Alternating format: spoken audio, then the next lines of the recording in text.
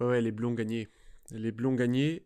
Et je vous le dis tout de suite, dans cette vidéo, on va manquer d'adjectifs, on va manquer de vocabulaire, on va manquer de toutes les belles déclarations qu'on peut faire à ce 15 de France. C'est génial. C'est génial ce qu'on en a vécu. Ce tournoi était exceptionnel. Il y avait du suspense jusqu'au bout. Les Bleus ont gagné.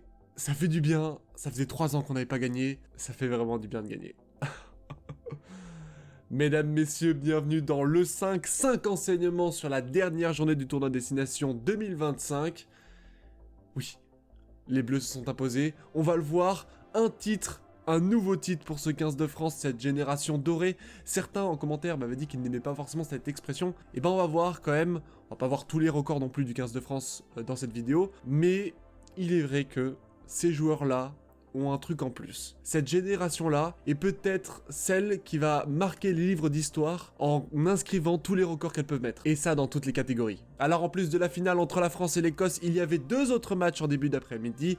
L'Italie face à l'Irlande. C'est l'Italie qui a été battue, encore une fois, 17-22 en faveur de l'Irlande. On a eu un deuxième match ensuite entre le Pays de Galles et l'Angleterre. On espérait voir le Pays de Galles se reprendre en main, espérer potentiellement une victoire dans ce tournoi. Ça n'arrivera pas, tout simplement parce que les Anglais ont décidé de rouler sur ces Gallois, 68-14, et le match de la soirée pour la finale s'est joué bien évidemment entre la France et l'Écosse, 35-16. On a donc bien eu le scénario de l'Irlande vainqueur du tournoi à 17h, l'Angleterre vainqueur du tournoi à 20h, et à 23h c'était l'équipe de France. Au classement, c'est donc les Bleus qui devancent l'Angleterre et l'Irlande. L'Écosse, avec ces 2 victoires tout simplement, est le meilleur des autres entre guillemets. On savait qu'ils étaient outsiders, ils sont à leur place, et ça on aura même l'occasion de le voir tout à l'heure. Pour la fin du classement, l'Italie termine 5ème avec les Gallois qui reprennent la cuillère de bois. Alors je touche un mot rapidement sur le jeu de la fantasy. Je voudrais féliciter Batolo pour son score merveilleux au classement général. Voilà, pour cette journée il fallait avoir Sheehan, il fallait avoir Cunningham en super sub, il fallait avoir la paire de centre avec Moefana et Melancello. C'était très dur de prédire ce qui allait se passer dans la vraie vie, mais globalement ça s'est quand même bien passé cette année, et je trouve qu'on a largement performé par rapport à l'année dernière, donc de très bon augure là aussi pour nous, pour la suite, pour qu'on soit tout simplement meilleur. Et si vous ne connaissez pas la fantasy, c'est aussi un bon moyen d'apprendre le nom des joueurs, et pour la tournée d'été ça peut être très intéressant, en espérant que ça ait lieu. Allez, on part tout de suite avec le premier renseignement. Évidemment, on va parler du titre de nos Bleus. Le 15 de France a remporté son 27e trophée pour la compétition la plus vieille au niveau international. Et pour nos Bleus, c'est un titre dans l'histoire. Encore, on le sait plutôt bien, c'est le 2e titre de cette génération depuis que Fabien Galtier a pris les rênes du 15 de France. Mais ce qu'il faut savoir, c'est que c'est avant tout le 2e titre en année impaire. Depuis que l'Italie a rejoint le tournoi des 6 nations en 2000, il y a une alternance une année sur l'autre, avec des déplacements qui se font soit 3 fois à l'extérieur, soit une réception 3 fois à domicile. Les Bleus viennent de gagner le tournoi de destination en année impaire, ce qui n'avait pas été fait depuis 2007. Oui, 2007. 18 ans. Alors personnellement, j'adore regarder tous ces records, ça vous dit à quel point cette équipe est vraiment une équipe de légende. Et j'ai trifouillé un petit peu dans les archives du 6 nations, donc sur les 26 dernières éditions. C'est la première fois que l'équipe de France remporte le tournoi de destination en année impaire, avec 3 matchs consécutifs à l'extérieur. Seul le Pays de Galles avait réussi à faire le coup en 2005 et en 2013, c'est extrêmement rare. Sur les 26 dernières années, c'est seulement la 3e équipe à réussir cette performance. Rendez-vous compte de ça. Donc les Bleus sont nos champions, et évidemment on ne parlera pas de champion puisque ce n'est pas vraiment un championnat, c'est un tournoi sur invitation, on le rappelle, pour nous, les Français, et pour les Italiens, mais en même temps dans nos cœurs, c'est tellement leur place. La victoire est évidemment méritée au vu du tournoi qu'ils ont réalisé. Il y a toujours un petit regret en Angleterre, mais c'est derrière nous. Et ça fait partie aussi du sport, à savoir que le storytelling joue beaucoup. Les matchs se préparent beaucoup avec ce qui s'est passé auparavant, et c'est beaucoup plus simple pour les Anglais de se dire: ça fait 3 ans qu'on a perdu contre les Français, il faut absolument qu'on gagne, que pour nous Français. A l'inverse, c'est beaucoup plus simple de se préparer en se disant que ça fait 3 ans qu'on n'a pas gagné contre les Irlandais. Toujours est-il que le titre a été obtenu après un match très difficile, c'était compliqué, c'était dur, c'était presque un piège écossais, et les Français n'ont pas donné une belle prestation, c'était pas le plus beau rugby. Il y a 11 pénalités, il y a 2 cartons jaunes, ça aurait pu être pire pour Movaka avec un carton rouge, mais aussi Anthony Gelon avec une charge à l'épaule directement dans un ruck. On a eu pas mal de chance, et ça c'est ce que vous dites aussi. Toi par exemple, Jack, tu nous dis on aurait dû jouer à 14 tout le match, la chance. Toi Malte, tu nous dis en tout cas les Bleus n'ont pas montré le plus beau rugby, mais on a vu le ministre de l'Intérieur soulever la coupe, encore Messi pour ces moments incroyables. On est au courant que c'était pas le plus beau match du monde, mais il fallait gagner. Et quitte à gagner moche, bah en tout cas on attendait que la victoire. Et on est peut-être un peu déçu de voir que Romain Ntamak ne joue pas à la dernière action et envoie un coup de pied directement en touche. Mais il faut se rendre compte de ce que viennent de faire les Bleus. On a réussi à se remobiliser après une défaite en Angleterre, à mettre l'une des plus belles victoires en Italie et à mettre aussi un bon carton en Irlande alors qu'on ne les avait pas gagnés chez eux depuis 2021. Ils ont le droit d'être fatigués au bout d'un moment, les joueurs ont le droit d'aller se reposer, d'aller profiter de leur victoire. Ces moments-là vont être assez rares dans l'histoire, il faut vraiment en profiter. Allez, dernier point négatif pour ce match pour les Bleus, mais qui est plutôt un point positif des Écossais, c'est notamment leur ligne arrière. Ils avaient la capacité à nous déchirer le rideau défensif en deux. À plusieurs reprises, on a vu Kinghorn effectuer des franchissements. Je pense qu'il y avait un problème dans la communication entre Moefana et Fickou. Soit ça glissait trop, soit pas assez. Voilà. On leur en tiendra pas rigueur sur ce match-là. La victoire est bien plus importante. Si les Bleus ont réussi avant tout à gagner ce tournoi, c'est parce que le collectif était très très fort. Et ça, bien sûr, on a des records pour le montrer. 30, c'est le nombre d'essais qu'ont mis les Bleus pendant ce tournoi. Ça n'a jamais été fait dans toute l'histoire du tournoi. Le précédent record était à 29 essais en 2001 par l'Angleterre.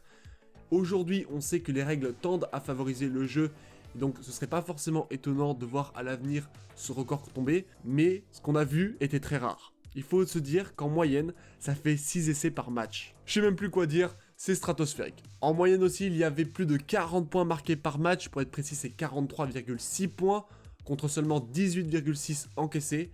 On est tout simplement la meilleure attaque et la meilleure défense de ce tournoi. Un collectif incroyable. Et au sein même de l'équipe de France, on a vraiment des forces réparties à tous les échelons. Pour les avants, ils sont surpuissants. Entre les mauls qui étaient destructeurs, on pouvait avancer de 20 mètres à chaque fois dès qu'on en faisait un. On est sans doute l'une des meilleures équipes au monde dans ce secteur de jeu. Ensuite, on est toujours très bon en défense. Pour votre information, François Coste a terminé 4e meilleur plaqueur du tournoi. Alors tout n'a pas été parfait pour nos avants, je pense évidemment au secteur de la touche qui était en grande difficulté face à l'Écosse. On a eu 2-3 contres en touche, ou en tout cas des ballons qui étaient bien cafouillés, qui bloquaient nos lancements de jeu. Mais avec ça on a réussi à tenir, on était très solidaires et surtout on a une carte magique aujourd'hui qui s'appelle le 7-1. Les avants titulaires arrivent à tout donner sur le terrain pendant 40-50 minutes et après vont être parfaitement bien remplacés. Et le plus fort sur ce côté-là, c'est la polyvalence de nos avants à pouvoir jouer à n'importe quel poste, même au centre, même sur les lignes arrière. Et ça tu me le confirmes Thomas, franchement l'équipe de France en 7-1 c'est un cheat code. Et c'est ce que tu dis aussi Coster fan, match assez décevant des Bleus en première période, mais le banc en 7-1 a fait la différence comme face à l'Irlande. Et avec nos super avants, qu'est-ce qu'on a ? Des arrières fulgurants. Thomas Ramos est le meilleur réalisateur du tournoi des Destination 2025. Ça fait 3 années consécutives que c'est le meilleur réalisateur dans le tournoi. Il est devenu au passage le meilleur réalisateur du 15 de France, avec 450 points. C'est une légende vivante et quand on sait qu'avec son parcours, il a dû subir la concurrence de Boutier, de Jaminet aussi, et ça fait simplement 3 ans qu'il est vraiment au rêne de l'équipe de France. Allez, deuxième petit record, est-ce que vous connaissez ces personnes ? Non, parce que Louis Bilbiaré, en inscrivant un essai dans ce match, et donc le 8e du tournoi, vient d'égaler un record datant de 1925. Le Bordelais rejoint les prestations de l'Anglais Cyril Nelson Lowe de 1914 et l'Écossais Liam Smith de 1924. C'est évidemment le meilleur marqueur de cette édition et au passage Antoine Dupont avec un match en moins est toujours le meilleur passeur décisif. On a des individualités qui sont exceptionnelles, des avants qui sont exceptionnels, des arrières qui sont exceptionnels, un collectif incroyable. Alors finalement, au cours de ce week-end, toutes les équipes étaient quand même bien à leur place. Pour l'Irlande, on voit que c'est une équipe en fin de vie. La prestation qu'ils ont en Italie est très mauvaise. Oui, il y a Dan Sheehan qui marque un triplé, c'est exceptionnel, c'est 84 points à la fantasy, mais globalement, l'Italie a montré un très mauvais visage. Ils prennent 2 cartons jaunes, 1 carton rouge, donc dans une grande partie du temps, les Irlandais sont en supériorité numérique pendant à peu près 32 minutes puisqu'il y a un carton jaune qui arrive en fin de match. À ce niveau-là, ça fait toute la différence. Et pourtant, quand on voit le score, les Italiens pouvaient le faire et ils passent encore à côté. C'est assez attristant pour ces Italiens qui ont surtout de bons joueurs. Je pense à leur paire de centre avec Melancello et Brex. Mais à côté, il y a trop d'indiscipline et ils peuvent pas gagner en ayant ce comportement-là. Et ce point-là me permet de faire un focus sur la question de l'en avant volontaire ou non. Par moment, ça peut être assez surprenant pour ceux qui ne connaissent pas le rugby de voir un en avant et de se dire qu'il y a une pénalité et un carton jaune, et de l'autre côté, il n'y a qu'une simple mêlée. Que dit la règle 11.5 ? Eh bien, un joueur ne commet pas d'en avant volontaire s'il fait un en avant en tentant d'attraper le ballon, à condition que ses chances d'obtenir la possession du ballon soient raisonnables. Quand Fickou, lors du match contre l'Écosse, essaie d'attraper le ballon avec les 2 mains, mais finalement fait un en avant, donc une interception ratée, eh bien l'arbitre voit concrètement que Ficou aurait pu attraper la balle. Dans le cas avec Michele Lamaro, c'est un en avant volontaire, surtout que le joueur est dans un ruck, dans un momentum irlandais, c'est logique de prendre une pénalité, en plus il est au sol, donc carton jaune, c'est de l'anti-jeu, c'est une faute cynique, et ça correspond au jeu déloyal. Donc maintenant, vous savez tout, si c'est un avant volontaire ou non. Pour les Anglais, on sent qu'ils se sont libérés sur la fin de tournoi, ils écrasent littéralement le Pays de Galles, c'est la plus large victoire de mémoire contre les Gallois au Principality Stadium. J'avais regardé un peu rapidement les lourdes défaites à domicile, il y avait eu un 15-44 en 2001 en faveur de l'Angleterre, et un 9-43 en faveur de l'Angleterre toujours. Il y avait déjà eu des matchs plus impressionnants en Angleterre, mais là, c'est quand même une sacrée prestation de la part des Anglais. Ils marquent 10 essais, c'est énorme. Ils peuvent avoir des regrets sur leur match en Irlande, notamment sur la deuxième période. Mais bon, on ne refait pas l'histoire. Sur l'ensemble du tournoi, ils me donnent quand même une bonne impression. Je pense notamment à leur troisième ligne avec les frères Curry, Tom Willis, qui est le frère de Jack Willis qui joue au Stade Toulousain, et Ben Earl évidemment. Et tout ça me fait dire que c'est une équipe qui va monter en puissance, surtout quand vous regardez les U20 actuellement. C'est une équipe qui devrait revenir à un haut niveau et nous poser des problèmes dans les prochaines années. Et malheureusement, en face, les Gallois prennent la cuillère de bois, c'est leur 17e défaite consécutive, 17 rencontres à peu près, ça correspond à 2 ans. Donc ça fait 2 ans que les supporters gallois n'ont pas vu une victoire. C'est évidemment très douloureux, et en même temps, il y a un peu d'espoir en voyant les bases qui ont été construites au cours de ce tournoi. Je pense à des joueurs solides, à leur arrière, Murray, Thomas au centre qui a fait un très bon match, mais aussi Jenkins et Morgan qui étaient très bons sur l'ensemble du tournoi. Il leur manque un numéro 9 de niveau, voilà.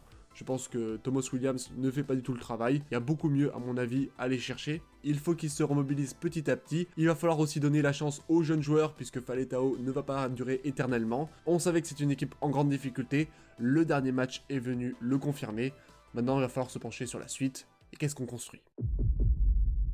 Je voudrais revenir sur le carton rouge de 20 minutes qu'on a eu lors du match entre l'Italie et l'Irlande. C'est Ross Vincent qui, après un renvoi italien, va percuter à la tête directement un Irlandais.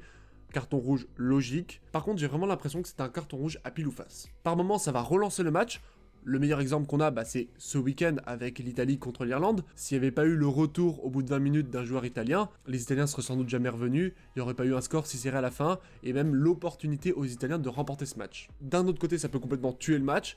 Quand on prend l'exemple entre l'Irlande et le Pays de Galles, le retour de Bundy Adeki sur le terrain vient complètement donner l'avantage aux Irlandais, et ils vont finalement remporter la rencontre. Quand ces deux équipes à peu près au même niveau, je dirais que ça favorise le spectacle. Quand il y a un déséquilibre, en fonction de quelle équipe a pris le carton rouge, ça va défavoriser des équipes plutôt faibles qui n'auront pas subi le carton rouge, et à l'inverse, les équipes beaucoup plus fortes pourront bénéficier de ce carton rouge de 20 minutes. Dans tous les cas, je trouve qu'il y a un vrai sentiment d'impunité vis-à-vis de ce carton rouge. On a l'impression d'avoir eu 2 cartons jaunes, que c'est pas bien grave, l'acte est pourtant très dangereux, et ça m'inquiète personnellement pour l'avenir du rugby. On pourrait imaginer des situations avec un joueur qui rentre sur le terrain uniquement pour mettre un coup de casque, éteindre un joueur, et puis rentrer, puis se dire, de toute façon, au bout de 20 minutes, on peut tenir, et après, il n'y a plus d'infériorité. C'est pas forcément bon pour la sécurité des joueurs, c'est pas forcément bon pour le message envoyé aux futures jeunes générations. À mon avis, il faudra retravailler cette règle. On veut favoriser le spectacle, et il y a sans doute de meilleurs moyens de le faire. Peut-être même revoir aussi l'utilisation du bunker. Je trouve qu'aujourd'hui, les arbitres se dédouanent un petit peu en utilisant le bunker trop facilement. À voir, en même temps, c'est les consignes qu'on leur a données, à savoir occupez-vous du jeu sur le terrain. Les fautes importantes, on va les prendre en main avec une cellule à part. C'est pas si mal, et en même temps, ça permet d'éviter aussi le harcèlement contre les arbitres. Voilà, j'ai pas la solution pour ce carton rouge,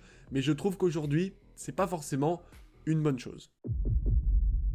Alors on va parler tout de suite des notes, je parlerai du 5e enseignement à la toute fin. Pour l'Angleterre, c'est un 19, pour la France c'est 15, 13 pour l'Irlande, 12 pour l'Écosse, 11 pour l'Italie et 9 pour le Pays de Galles. Le 19 pour l'Angleterre, c'est avant tout parce qu'ils font un match exceptionnel en terre galloise, la plus grande victoire là-bas. C'est un match historique avant tout, 68 points. Ils se sont donné l'opportunité de remporter le tournoi, ça n'a pas suffi parce que l'équipe de France était trop forte. Mais en tout cas, ça reste sur ce match-là une excellente prestation. Je mets 15 pour la France, c'était vraiment pas le plus beau match qu'on ait eu. Je pense notamment aux 2 cartons jaunes et au nombre de pénalités assez impressionnant qu'on a eu. Faut dire qu'on tournait à 7 pénalités en moyenne, là on est à plus 4. Voilà, on n'a pas fait un très beau match, mais on l'a remporté et c'était le principal. L'Irlande c'est un 13, là aussi c'était pas un match très impressionnant, mais ils l'ont gagné, ils finissent 3e du tournoi.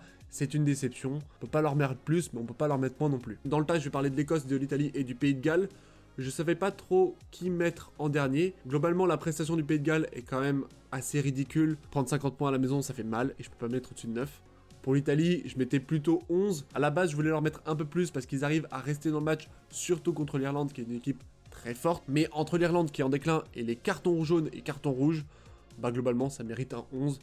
Et c'est plutôt cher payé. Pour l'Écosse, c'est un 12, ils arrivent à tenir une mi-temps, ils nous font douter, ils nous ont donné du fil à retordre et pourtant en deuxième mi-temps, ils se sont écroulés. Ça, c'est la faute notamment à leurs avants. Je trouve que le banc français déjà est supérieur et surtout nos avants sont supérieurs, qu'ils soient titulaires ou remplaçants. La question maintenant, c'est et après ? Qu'est-ce qu'on fait? Et après ce tour de destination qui était magnifique, qui était beau, il y avait plein de suspense, oui il y a eu des défaites mais c'est pas très grave, ça fait partie du jeu. Maintenant, on regarde dans l'avenir. Pour l'équipe de France, il va y avoir une tournée dans l'hémisphère sud qui va être très difficile.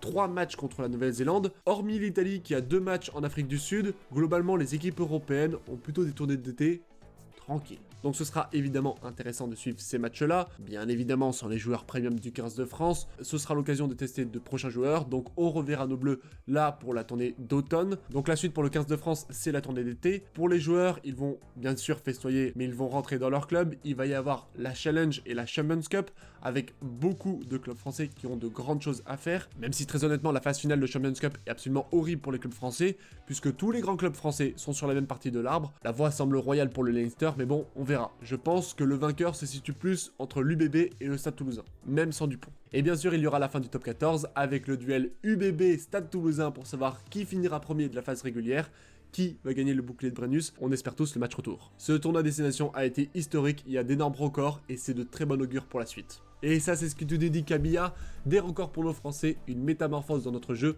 on produit plus. La suite de l'année et le futur tournoi vont être intéressants pour l'horizon 2027. On garde en tête la Coupe du Monde. De mon côté, j'ai été très heureux de vous faire vivre ces débriefs. Je trouve que ce format E5 avec 5 enseignements me convient bien.